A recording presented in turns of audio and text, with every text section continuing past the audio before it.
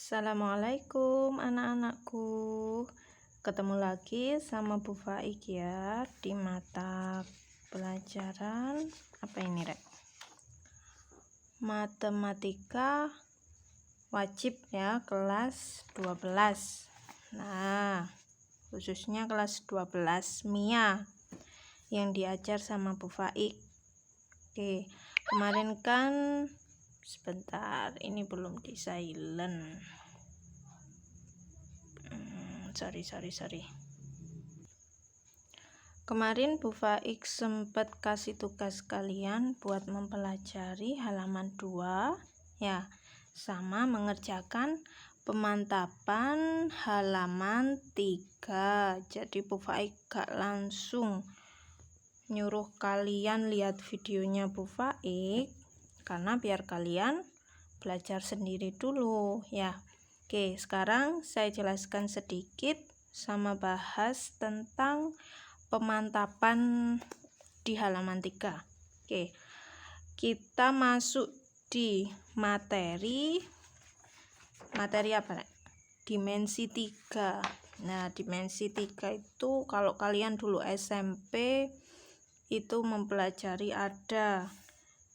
Kalau dimensi 3 berarti dia bisa dilihat dari 3 sisi, entah itu panjang, lebar, maupun bentuknya atau volumenya, misalkan kubus, terus ada balok dan lain-lain ya.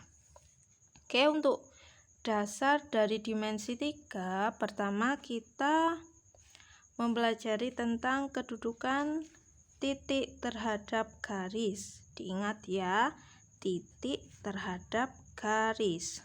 Kalau titik itu tul, kalau garis itu, nah ini garis. Perhatikan gambar 1.3 ya. Titik terletak pada garis. Nah, jadi A ini titik, B titik, C juga titik. L di sini adalah garis. Nah,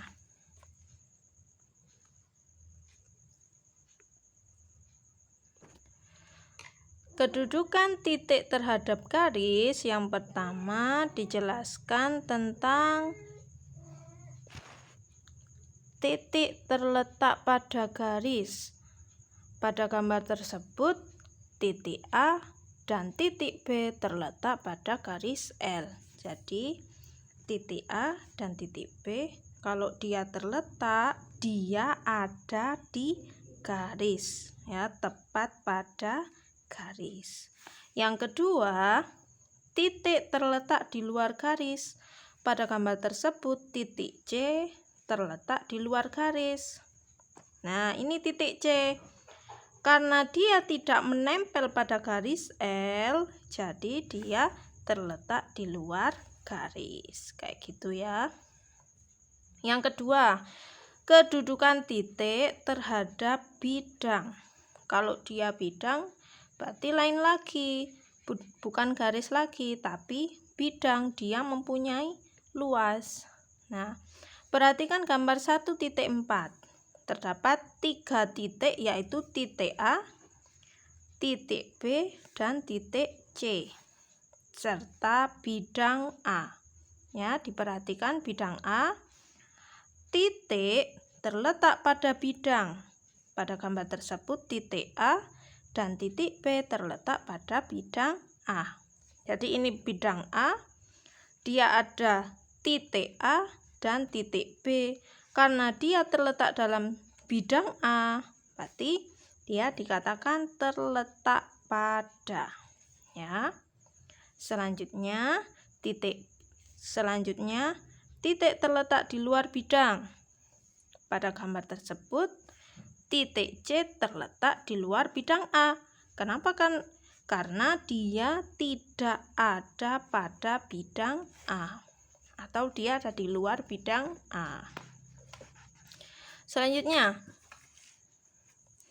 kedudukan garis terhadap garis lain. Nah, kalau di sini ada karena antara garis dan garis lain, berarti dia ada dua garis. Yang pertama, dilihat ya, gambar A, gambar B, dan gambar C. Kita lihat. Nah, dua garis berpotongan pada gambar 1.5 atau A, garis M dan N saling berpotongan. Ya, dilihat. Garis M, ya kelihatan. Ini garis M, di sini garis N. Dia saling berpotongan di titik A. Selanjutnya, dikatakan berpotongan karena kedua garis terletak pada bidang A dan kedua garis hanya mempunyai satu titik persekutuan, yaitu titik A.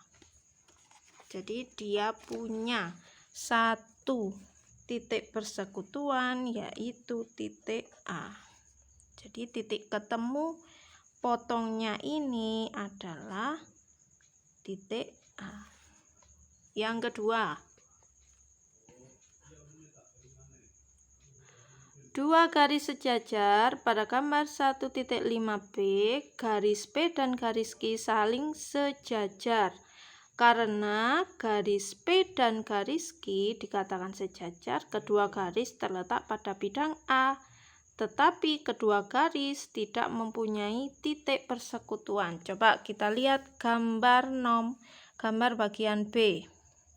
Ini garis P, ini garis Q. Dia tidak punya titik persekutuan atau titik potong, sehingga karena dia masuk dalam satu bidang A, sehingga dia dikatakan garis sejajar. Selanjutnya, dua garis bersilangan pada 1.5 atau bagian C. Kita lihat dua garis bersilangan. Nah, coba kita lihat ya. Ini ada garis R ini, nah garis S. Di sini garis S nancep terus nembus. Lah, nembus sampai ke bawah sini, ya. Diingat-ingat. Jadi dia ini nembus. Nancep terus nembus ke bawah. Kita lihat keterangannya. Dua garis bersilangan pada gambar 1.5, garis S dan garis S. Garis R dan garis S saling bersilangan. Garis R bersilangan dengan garis S karena R terletak pada bidang A. Sedangkan garis S menembus bidang A. Dengan pengertian lain, kedua garis pada bidang yang berlainan dan kedua garis tidak punya titik persekutuan. Nah, ini garis R, dia terletak pada bidang A. Ini garis S, dia menembus, nah ini menembus bidang A. Dan dia tidak punya titik potong dengan garis R ini tadi. Oke, paham nggak sampai di sini? Nah, sebenarnya ini ada untuk mengerjakan pemantapan ini. Sebenarnya kalian ada yang kelewat di buku yang versi terbaru ini. Ya, saya kasih lihat di buku lama ya. Nah, ini dia. Ini buku tahun kemarin. Ini ada kedudukan garis terhadap bidang. Nah, yang pertama, garis terletak pada bidang. Coba dilihat bagian A. Garis M dan garis N terletak pada bidang A. Oleh karena setiap garis pada titik terletak pada bidang A, maka garis itu terletak pada bidang A. Ya, dia sama-sama ada di bidang A. Ini garis M, ini garis N, ini garis M. Dia terletak pada bidang A. Selanjutnya garis sejajar dengan bidang. Pada gambar B, garis K, coba kita lihat garis K. Ini garis K ya, terletak pada bidang A. Nah, ini bidang A. Dan garis L terletak di luar bidang A. Garis L-nya ada di luar bidang A. Oleh karena garis L sejajar dengan garis K, maka garis L sejajar dengan bidang A. Ya, diingat-ingat. Karena garis K-nya ini ada di bidang A, sehingga garis L-nya sejajar dengan bidang A. Yang C, garis memotong atau menembus bidang. Pada gambar C, garis H dan garis J memotong atau menembus bidang A berturut-turut di titik A dan titik B. Garis H, kita lihat garis H. Ya, ini garis H. Dia tembus ya. Nah, dia tembus. Coba diperhatikan. Garis H dan garis J, yang satunya lagi gambar garis J. Dia sama-sama nembus, memotong atau menembus bidang A berturut-turut di titik A dan titik B. Yang H ini menembus bidang A di titik A, ya. Yang J menembus bidang A di titik B. Ya, diperhatikan.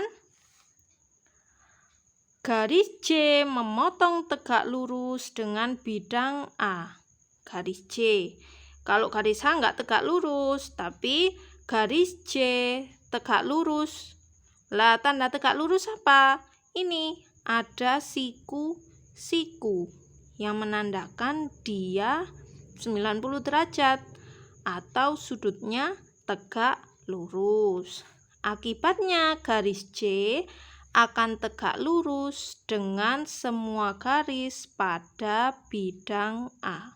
Nah, ini karena garis J tadi memotong tegak lurus, sehingga dia akan tegak lurus dengan semua garis pada bidang A. Sehingga garis J ini akan tegak lurus dengan garis W, juga tegak lurus dengan garis V. Ini tadi menembus, ini juga menembus. Kedudukan bidang terhadap bidang lain. Langsung saya kasih lihat gambarnya aja ya. Nah, yang pertama ini berarti bidang apa? Kalau nggak punya titik potong, dia bidang sejajar.